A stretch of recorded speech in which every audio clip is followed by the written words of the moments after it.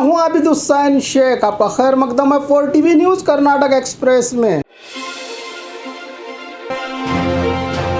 Hospital के दरवाजे खुले मगर डॉक्टर और हेल्थ वर्कर्स गायब। दरवाजे तो खुले हैं मगर डॉक्टर और हेल्थ वर्कर्स गायब।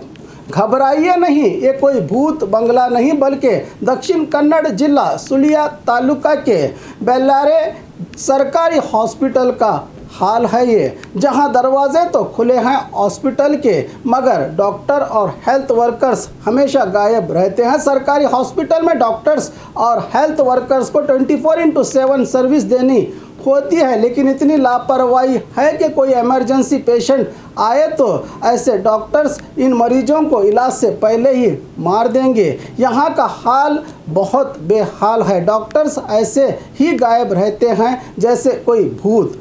ना कोई दवा देने वाला होता है और ना कोई पेशेंट को देखने वाला, कहा गांव के लोगों ने।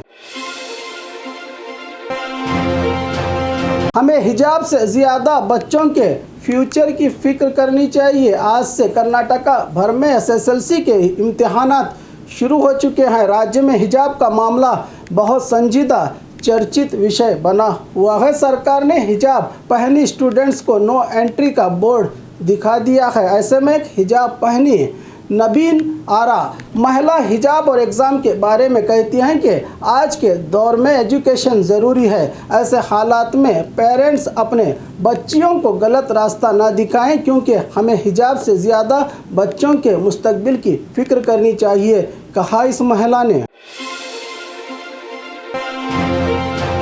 पैसे दुगना करने का लालच लगाया 30 लाख रुपयों का चूना। मंगलुरु कुद्रोली के निवासी 42 साल रशीद को साजिद, राजीव, अभिलाष और सत्या नामी व्यक्तियों ने 2 दिन में पैसे दुगना करने का लालच देकर 30 लाख रुपये का चूना लगा दिया। साजिद और इसके 4 साथी रशीद को बेंगलुरु बुलाकर बैंक में पैसे डिपॉजिट करवाए और 2 दिन में पैसों के डबल होने की बात कही। पैसों की लालच में रशीद ने बिना सोचे समझे इन पर भरोसा कर अपनी ज़िंदगी भर की जमा पूंजी लगा दी। जो 2 दिन बाद जब पैसे जमा ना पाए तो रशीद ने साजिद को इसकी इत्तला दी, मगर साजिद और उसकी गैंग ने पैसे देने की बजाय जान से मारने की धमकी दी रशीद को, जिससे घबराकर रशीद ने उपारपेट पुलिस थाने में शिकायत दर्ज करवाई है। इस मामले को लेकर पुलिस जुटी है कार्रवाई में। बस की सहूलत ना होने से स्टूडेंट्स परेशान, क्या सरकार को है एक और दुर्घटना का इंतज़ार? सत्यगेरा, कोलूर, मुस्टूर, नागरबंडे, मलारा तांडा, गिनकेरा समेत आसपास के गांव के सैकड़ों स्टूडेंट्स की जान लगातार खतरे का सामना कर रही है। स्कूल जाने के लिए बस की सहूलत न होने की वजह से सैकड़ों स्टूडेंट्स भरे ऑटो में अपनी जान को खतरे में डालकर रोज़ाना स्कूल का सफ़र तय करते हैं। एग्ज़ाम के चलते स्टूडेंट्स कई किलोमीटर पैदल या ऑटो के ज़रिए अपने फ्यूचर की फ़िक्र में निकलते हैं। ना जाने कब कौन सा हादसा पेश आए। स्टूडेंट्स और गांव वालों ने सरकार और ट्रांसपोर्ट अधिकारियों से फ़ौरन इस समस्या को हल करने की मांग की है। या पावगढ़ हादसे की तरह एक और दुर्घटना का इंतज़ार है सरकार को, कह रही है जनता। शराब के नशे में पुलिस गाड़ी ने ठोका बैरिकेड को, 2 पुलिस कर्मचारी सस्पेंड। होली त्यौहार पर ड्यूटी के दौरान शराब पीकर गाड़ी चलाने और ड्यूटी रूल्स तोड़ने के आरोप में मुत्तुमगी और उदय दोडमनी नामी पुलिस कर्मचारियों को सस्पेंड कर दिया गया है। होली के दिन हुबली धारवाड़ नॉर्थ ट्रैफिक के ASI उदय मनी और आर्म रिजर्व पुलिस का सख्त सिक्योरिटी बंदोबस्त किया गया था, मगर हाईवे पेट्रोलिंग वैन लेकर शराब के नशे में चलते हुए बैरिकेड को उड़ा दिया। इन पुलिसकर्मियों ने इस हादसे में 2 पुलिसकर्मी गंभीर रूप से घायल हो गए हैं। हुबली धारवाड़ पुलिस कमिश्नर लाबू राम ने इस हरकत पर जांच के ऑर्डर देते हुए 2 पुलिसकर्मियों को सस्पेंड का ऑर्डर दिया है। रातों रात घर से पैसे और जेवरात चुराने वाला चोर कैद हुआ CCTV कैमरे में। निजी कंपनी में काम करने वाला कुमार नौमी व्यक्ति रोजाना रात के 9:30 पर दरवाज़ा लॉक करके ड्यूटी पर जाया करता था। चोरों ने इस बात का पता लगाकर कुमार के घर का दरवाज़ा तोड़कर रातों रात घर से पैसे और जेवरात चोरी कर लिए। चोरों का घर के आसपास चलने फिरने का नज़ारा सीसीटीवी कैमरे में हुआ है कैद। HAL पुलिस थाने में यह मामला हुआ है दर्ज। पुलिस सीसीटीवी फुटेज के आधार पर जुटी है चोरों को पकड़ने में। ईश्वरप्पा मंत्री पद से फौरन इस्तीफा दें, BK Hariprasad. Opposition leader Hariprasad ने बीजेपी और ईश्वरप्पा पर कमीशन का आरोप लगाते हुए मीडिया से कहा कि बीजेपी में दिन ब दिन कमीशन का धंधा बढ़ता ही जा रहा है। हाल ही में ईश्वरप्पा के खिलाफ कमीशन लेने के मामले सामने आए हैं, जिसके मुतालिक ठेकेदार संघ के अध्यक्ष इसकी शिकायत पहले ही प्रधानमंत्री और CM से कर चुके हैं। शिकायत है कि राज्य की बीजेपी सरकार ठेकेदारों से 40% कमीशन मांग रही है। इन शिकायतों को अब तक सरकार ने गंभीरता से नहीं लिया। अब ये आरोप उन्हीं के पार्टी की ओर से आया है, इसलिए ईश्वरप्पा फौरन इस्तीफा दे और इल्जामात से बरी होने तक कैबिनेट से बाहर रहे, कहा BK हरिप्रसाद ने।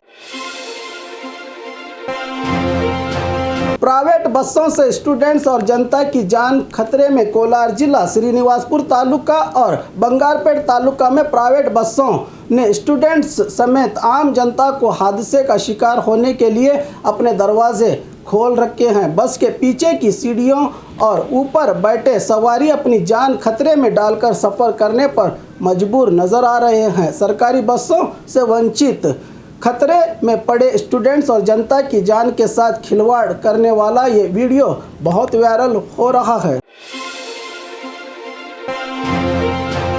पूर्व CM येडियुरप्पा ने नियमों के खिलाफ जमीन अलॉट की है। ACB का आरोप। येडियुरप्पा अपने CM कार्यकाल में देवनहल्ली के हरनूर और पोलानहल्ली में KIADB की 116 एकड़ जमीन, जिसकी सरकारी लागत 1 करोड़ 6 लाख पर एकड़ बताई जा रही है, सिर्फ 50 करोड़ में 116 एकड़ जमीन एक प्राइवेट एजुकेशन इंस्टीट्यूट को बेच दी थी। सरकारी खजाने का नुकसान और नियमों का उल्लंघन, CM पद का गलत इस्तेमाल करने जैसे कई आरोप लगाए हैं एंटी करप्शन ब्यूरो ने येडियुरप्पा पर। सरकारी सहूलियत सिर्फ उनको मिलना चाहिए जिनके 2 बच्चे हों। अब कर्नाटका की बीजेपी सरकार को उत्तर प्रदेश के कानूनों का सहारा लेना पड़ रहा है। कर्नाटका की जनता और यहाँ के हालात पर कानून नहीं बनते, बल्कि कानून बनाने के लिए यूपी को जाना पड़ रहा है। राज्य की सरकार को इसी तरह के कानून के लिए बीजेपी सरकार को जाना पड़ा यूपी। विधान परिषद सदन के सिफर औकात में बढ़ती आबादी को रोकने और सरकारी सहूलियत देने पर यूपी मॉडल का जिक्र करते हुए भारती शेट्टी ने कहा कि सरकारी सहूलियत सिर्फ उनको मिलना चाहिए जिनके 2 बच्चे हो। जब यूपी में ऐसा कानून लाया जा सकता है तो कर्नाटक में क्यों नहीं, कहा भारती शेट्टी ने। अलामीन मेडिकल कॉलेज के इंतजामिया पर तानाशाही का इल्ज़ाम। गेट के बाहर वर्कर्स की हड़ताल। बीजापुर अलामीन मेडिकल कॉलेज में इंतजामिया और वर्कर्स हुए आमने सामने। कॉलेज इंतजामिया पर मजदूर यूनियन में लगाया तानाशाही और डिक्टेटरशिप करने का संगीन इल्ज़ाम। All India trade union Congress द्वारा कॉलेज से निकाले गए वर्कर्स के साथ खड़े होकर मजदूर मुखालिफ पॉलिसियों के खिलाफ आवाज़ बुलंद करते हुए सालाना इंक्रीमेंट, छोटे छोटे वजूहात की बिना पर वर्कर्स को मेंटली हरासमेंट जैसे कई मुद्दों को लेकर आज कॉलेज गेट के बाहर परेशान वर्कर्स ने गवर्निंग बॉडी से तानाशाही बंद करके इंसाफ देने की मांग की। इन वर्कर्स ने MB पाटिल का पद ग्रहण समारोह बना कांग्रेसियों के लिए त्यौहार। बेंगलुरु के पैलेस ग्राउंड में MB पाटिल के कांग्रेस प्रचार समिति अध्यक्ष के पद ग्रहण समारोह आयोजित हुआ, जिसमें राज्य और राष्ट्र के कांग्रेसी वरिष्ठ नेताओं की मौजूदगी में विशाल कांग्रेस समारोह में पार्टी को मजबूत करने, जनता को कांग्रेस से जोड़ने का संकल्प लेते हुए शक्ति प्रदर्शन किया। कांग्रेसियों ने यह समारोह कांग्रेसियों के लिए किसी त्यौहार से कम नहीं था।